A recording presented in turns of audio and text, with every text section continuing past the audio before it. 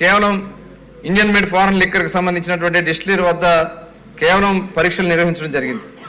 దానివల్ల అంటే వాళ్ళు చేసింది కూడా కేవలం స్ట్రెంత్, ఆల్కహాల్ స్ట్రెంత్ ఉందని మాత్రమే చూశారు తప్ప ఆ ఆల్కహాల్లో ఏదైతే ఆ లిక్కర్ బాడీస్లో ఏమున్నాయి, మెటల్స్ ఉన్నాయా, కెమికల్స్ ఉన్నాయా, ఏంటున్నాయి అనేది కూడా వాళ్ళు చూసుకోకుండా కేవలం స్ట్రెంత్ చూసుకుని మార్కెటింగ్ చేసుకున్నారు తప్ప ప్రజల ఆరోగ్యం గురించి పట్టించుకోలేదు అధ్యక్ష. చాలా మంది దీనివల్ల అనారోగ్యం పాలైపోవడం కూడా జరిగింది అధ్యక్ష.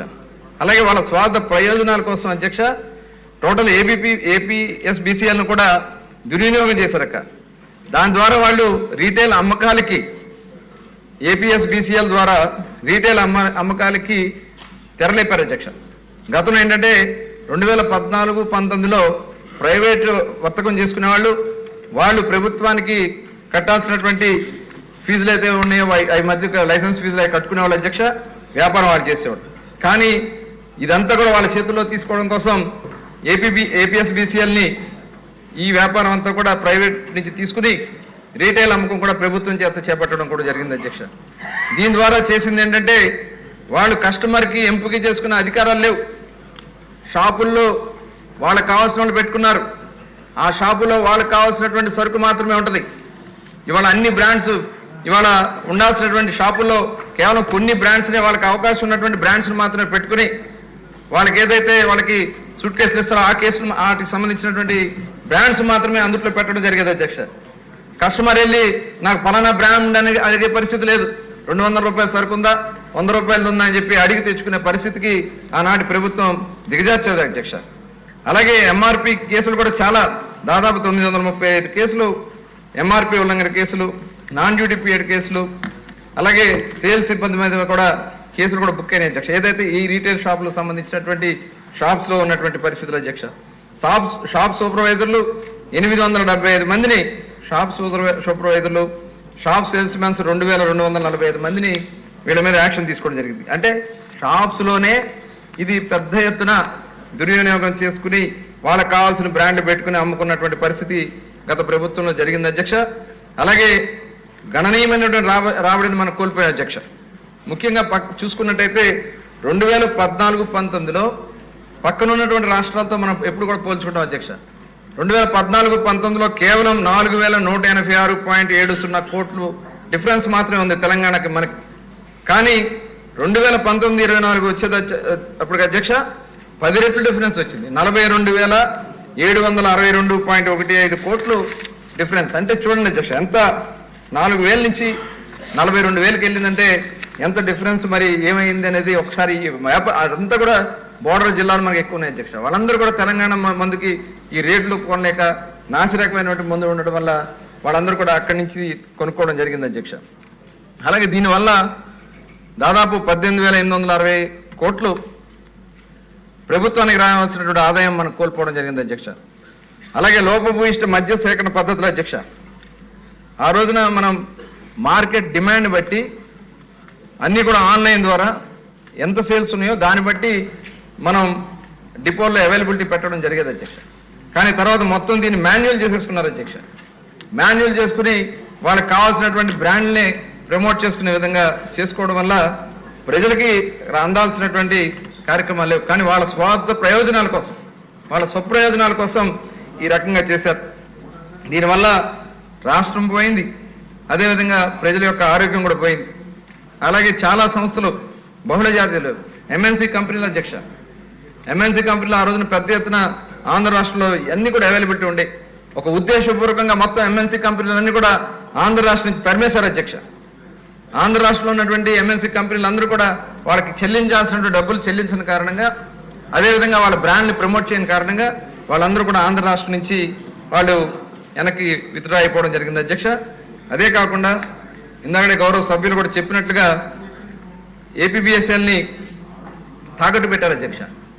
తాకట్టు పెట్టి 10 నుంచి 15-20 సంవత్సరాల వరకు దాదాపు 20,000 కోట్లు అంటే వడ్డీ కానీ ఇవన్నీ కానీ పెట్టి చివరికి వాళ్ళకి లోన్ ఇవ్వనటువంటి పరిస్థితి వస్తే బాండ్స్ కూడా తాకట్టు పెట్టారు అధ్యక్ష. పిఎఫ్ బాండ్స్, గ్రాట్యుటీ బాండ్స్ దాదాపు 3,150 కోట్లకు తాకట్టు పెట్టారంటే ఆనాటి ప్రభుత్వం ఏ రకంగా చేసిందనే దానికి ఇవన్నీ కూడా ఒక నిదర్శనాలు అధ్యక్ష. అదే కాదు ప్రజల ఆరోగ్యం గురించి వాళ్ళు పట్టించుకోలే.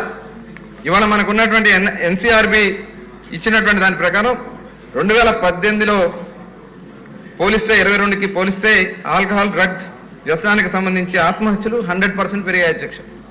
ఆ తాగిన మైకంలో ఏం చేస్తారు, ఆ బ్రాండ్లు ఏముండో తెలిసేది కాదు, విపరీతంగా మరి ఎక్కి వాళ్ళు ఏం చేస్తారో కూడా తెలియకుండా ఆత్మహత్యలు చేసుకున్నారు అధ్యక్ష. ఇదే కాదు, చాలా మంది కిడ్నీలు, లివర్లు, చాలా మంది కూడా అనారోగ్యం పాలైపోయడం జరిగింది కూడా అధ్యక్ష.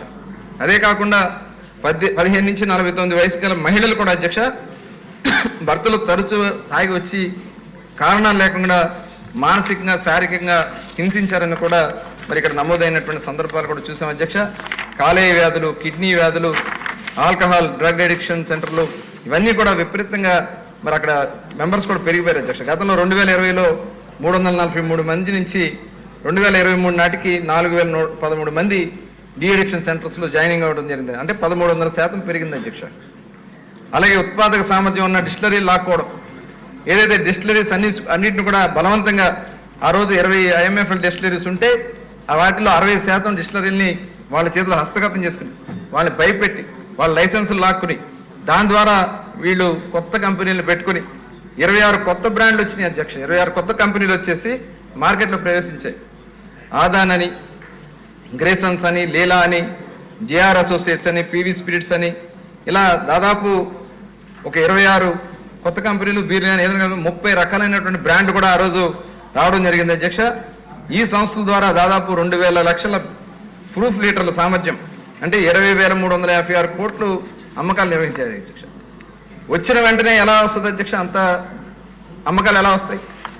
ఒక ఉద్దేశపూర్వకంగా బెదిరించి భయపెట్టి కొత్త కంపెనీలు సృష్టించి వాళ్ళకి 63%, 65% మార్కెట్ షేర్ ఇచ్చారంటే ఇవన్నీ కూడా ఒక వాంటెడ్గా చేసినటువంటి సందర్భం, వాళ్ళ స్వార్థం కోసం వాళ్ళ జేబులు నింపుకోవడం చేసినటువంటి విధానం అధ్యక్ష. అదే కాదు, వ్యవస్థీకృత దోపిడీ అధ్యక్ష.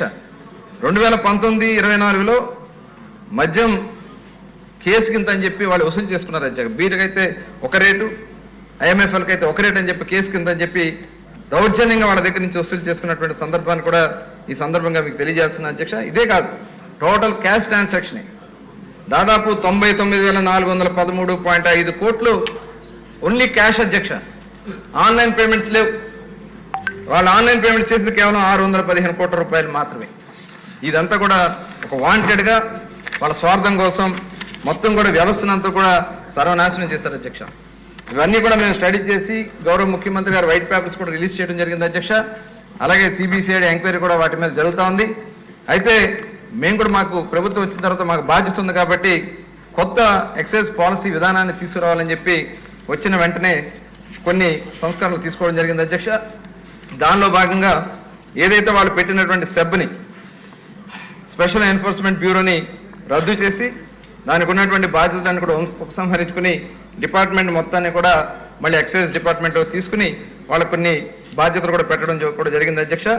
అదే కాకుండా పాలసీ కూడా ఎలా ఉండాలనేది ఒక ఆలోచన చేసుకుని దాదాపు 6 రాష్ట్రాల్లో మొత్తం కూడా స్టడీ చేయించడం జరిగింది అధ్యక్ష. టీంలన్నీ కూడా వెళ్ళి ఉన్నతాధికారులతో వాళ్ళు స్టడీ చేసుకుని 6 రాష్ట్రాల్లో పొరుగున ఉన్నటువంటి తెలంగాణ, అదేవిధంగా కర్ణాటక, కేరళ, అదేవిధంగా హర్యానా, యూపీ ఇవన్నీ కూడా వెళ్ళి అక్కడి నుంచి వాళ్ళు తీసుకొచ్చినటువంటి నివేదిక ప్రకారం సబ్ కమిటీకి ఇవ్వడం కూడా జరిగింది అధ్యక్ష. సబ్ కమిటీ గౌరవ ముఖ్యమంత్రి గారు 29/8/2024న GOMS నెంబర్ 582 ద్వారా ఒక సబ్ కమిటీని ఏర్పాటు చేయడం జరిగింది అధ్యక్ష. సబ్ కమిటీ సభ్యులు కూడా చాలా కూలంకుషంగా చాలాసేపు వాళ్ళతో చర్చించుకుని 2-3 మీటింగ్లు కూడా వేసుకుని చాలా డీటెయిల్గా దీన్ని స్టడీ చేసి గవర్నమెంట్కి ఆ రోజున క్యాబినెట్కి నివేదిక ఇవ్వడం జరిగింది అధ్యక్ష. దాని ప్రకారం ఏదైతే వాళ్ళు చేసినటువంటి విధానం సరైనటువంటి విధానం కాదు కాబట్టి చాలా ట్రాన్స్పరెంట్గా మనం చేయాల్సినటువంటి అవసరం ఉంది. ట్రాన్స్పరెంట్గా చేద్దామని చెప్పి ప్రైవేటు నిర్వహణ చేయడం కోసం ఆ రోజున సిఫార్సు చేయడం జరిగింది అధ్యక్ష. మేము ఏదైతే సిఫార్సు చేసినటువంటి విధానాల్లో అది కూడా చాలా ట్రాన్స్పరెంట్గా చేసాం అధ్యక్ష. షాప్స్ని 3,396 షాపులు మేము ఆ రోజున అప్లికేషన్స్ కోసం పిలిస్తే ఆన్లైన్లో కూడా వాళ్ళు అప్లై చేసుకోవచ్చు, ఫిజికల్గా కూడా వచ్చి వాళ్ళు అప్లై చేసుకోవచ్చు. అంటే దాదాపు ఎప్పుడు రాని విధంగా 90,000 మంది అప్లై చేసుకున్నారు అధ్యక్ష. ఆంధ్ర రాష్ట్రంలో దాదాపు 1,800 కోట్ల రూపాయలు ఒక అప్లికేషన్ ఫీజు ద్వారా వచ్చిందనేది ఈ సందర్భంగా మీకు తెలియజేస్తున్నాం అధ్యక్ష. అంటే ఎంత ట్రాన్స్పరెంట్గా మేము చేసేదాని దాని ఒక నిదర్శనం అధ్యక్ష. అదే కాదు, తర్వాత షాప్స్ ఎలకేషన్స్ కూడా కలెక్టర్ సమక్షంలో అధికారులందరూ కూడా కూర్చుని ట్రాన్స్పరెంట్గా డ్రా తీసి షాప్స్ అన్ని కూడా అలాట్ చేయడం జరిగింది అధ్యక్ష. ఒక్క దగ్గర కూడా ఎటువంటి చిన్న గొడవ కూడా లేకుండా షాప్స్ అన్నీ కూడా వాళ్ళకి ఇవ్వడం కూడా జరిగింది అధ్యక్ష. ఇదే కాకుండా 10% షాప్స్ని ఎవరైతే గీత కులాలు ఉంటారో కళ్ళు గీత వృత్తి మీద ఆధారపడి తరతరాలుగా ఉన్నటువంటి వర్గాల కోసం ఒక 10% రిజర్వ్ చేయడం జరిగింది అధ్యక్ష. 340 షాపులు అధ్యక్ష. అవి త్వరలోనే దానికి ఒక నోటిఫికేషన్ ఇచ్చి ఆ షాప్స్ను కూడా వాళ్ళకి అలాట్ చేయడం జరుగుతుంది అధ్యక్ష. ఇది కాకుండా ఒక 12 ప్రీమియం షాపులు, ఎందుకంటే ఇవాళ అభివృద్ధి చెందుతున్నటువంటి ఆంధ్ర రాష్ట్రంలో చాలామంది విదేశీయులు వస్తున్నారు, చాలామంది బయట ప్రాంతాల నుంచి వస్తున్నారు. టూరిజం కూడా మనం ప్రమోట్ చేయాల్సినటువంటి అవసరం ఉంది కాబట్టి దాని మీద ఒక ప్రీమియం షాప్స్ 12 షాపుల్ని ఏర్పాటు చేయాలని కూడా మన సబ్ కమిటీ వాళ్ళు సిఫార్సు చేయడం జరిగింది అధ్యక్ష. అలాగే ప్రైవేట్ రిటైల్ అమ్మకం కూడా ఆల్రెడీ స్టార్ట్ అయింది అధ్యక్ష. చాలా ప్రశాంతంగా ఎక్కడ కూడా ఏ ఇబ్బంది లేకుండా మొత్తం కూడా వాళ్ళు కావాల్సినటువంటి బీర్ కానీ ఏవైనా సరే వాళ్ళు ఇంటెంట్ పెట్టుకునే దానికోసం ఆటోమేటెడ్ ఆర్డర్ అధ్యక్ష. గతంలో ఓన్లీ మాన్యువల్, ఇప్పుడు మేము వచ్చిన తర్వాత ఆటోమేటెడ్గా వాళ్ళకు ఉన్నటువంటి దాంట్లో వాళ్ళే సెలెక్ట్ చేసుకునే విధంగా మనం ఏర్పాటు చేసుకోవడం కూడా జరిగింది అధ్యక్ష.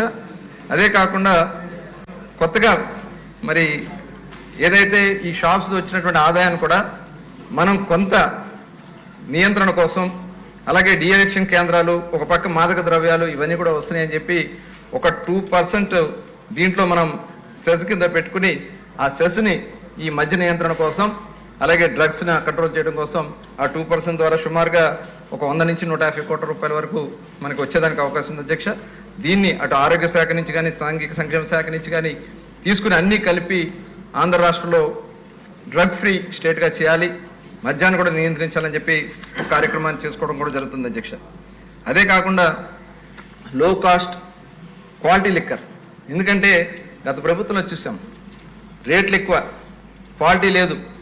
ఇవన్నీ కూడా చూసిన తర్వాత 99 రూపాయలకే 180 ml మరి మద్యం బ్రాండ్ని మన ఆంధ్ర రాష్ట్రంలో ప్రవేశపెట్టడం జరిగింది అధ్యక్ష. చాలా అది చిన్న మధ్యతరగతి చిన్న కుటుంబాలకి చాలా ఉపయోగకరంగా ఉంది. ఇప్పటికి దాదాపు 4 లక్షలు, అంటే ప్రతిరోజు సుమారుగా ఒక 20,000 కేసులు, ఎందుకంటే ఇంకా డిమాండ్ కూడా ఉంది. డిమాండ్ తగ్గట్టుగా కూడా వాళ్ళకు కూడా లో కాస్ట్ క్వాలిటీ లిక్కర్ ఇవ్వాలని చెప్పి కూడా నిర్ణయించుకోవడం కూడా జరిగింది అధ్యక్ష. అలాగే మల్టీనేషనల్ కంపెనీలు, నేషనల్ కంపెనీలు కూడా వచ్చిన వాళ్ళందరికీ కూడా మనం వాళ్ళు చూసుకుని బ్రాండ్స్ చూసుకుని వాళ్ళని అనుమతిస్తున్నాం అధ్యక్ష. దాదాపు 81 కొత్త బ్రాండ్ ఇవి వచ్చినాయి అధ్యక్ష. అలాగే 47 గ్లోబల్ బ్రాండ్స్ అధ్యక్ష, 26 జాతీయ బ్రాండ్లు. ఇందులో 81లో 47 గ్లోబల్ బ్రాండ్స్ అధ్యక్ష, 26 జాతీయ బ్రాండ్లు ఈ దాంట్లో కూడా తీసుకోవడం జరిగింది అధ్యక్ష. దీనివల్ల అలాగే ఎన్డీపీఎల్ కానీ, అలాగే నాన్ డ్యూటీ పెయిడ్ లిక్కర్ కానీ, ఇన్సిట్ లిక్కర్ కానీ వచ్చేయడానికి అవకాశం లేకుండా దీన్ని మనం ఏర్పాటు చేసుకోవడం కూడా జరిగింది అధ్యక్ష. అలాగే ప్రొక్యూర్మెంట్ కూడా టోటల్ పారదర్శకంగా చేస్తున్నాం, ఎక్కడ కూడా ఎటువంటి ఇంటర్ఫియరెన్స్ లేకుండా వాళ్ళే డైరెక్ట్గా వచ్చి చేసుకునే విధంగా మనం ఏర్పాటు చేసుకోవడం జరిగింది అధ్యక్ష. అదే కాకుండా మద్యాన్ని కూడా ఎప్పటికప్పుడు ఆ క్వాలిటీ కానీ దాంట్లో ఎలా ఉందనేది కూడా ల్యాబ్స్ నేను కూడా మొన్న వెళ్ళి చూడడం జరిగింది అధ్యక్ష. వైజాగ్లో ఆంధ్ర యూనివర్సిటీలో ఉంది. దాదాపు 2.5 లక్షల రూపాయలు ఒక్కొక్క మిషన్స్ తీసుకొచ్చి వాటి ద్వారా టెస్టులు చేస్తున్నాం అధ్యక్ష. దాంట్లో వచ్చేటప్పటికి 2 పాయింట్ల పరీక్షలు అధ్యక్ష. టెస్టింగ్ స్థాయిలు పెరిగాయి గతంలో కంటే. మరి ఇప్పుడు 4 పాయింట్ల పరీక్ష విధాన్ని ప్రవేశపెట్టడం. ఈఎన్ఏ నమూనాలు 13 పారామీటర్లపై పరీక్ష పెడుతున్నాయి అధ్యక్ష. విస్కీ, బ్రాందీ, జిన్, వోడ్కా నమూనాలు 9 పారామీటర్కై పరీక్ష పెడుతున్నాయి అధ్యక్ష. అలాగే రమ్ నమూనాలు 10 పారామీటర్కై పరీక్ష పెడుతున్నాయి. అలాగే బీర్ నమూనాలు 7 పారామీటర్లకై పరీక్ష పెడుతున్నాయి అధ్యక్ష. అంటే ఇవన్నీ కూడా క్వాలిటీగా ఇవ్వాలి, ప్రజల ఆరోగ్యాన్ని దృష్టిలో పెట్టుకుని ఇవన్నీ కూడా మేము చేసుకొస్తా ఉన్నాం అధ్యక్ష.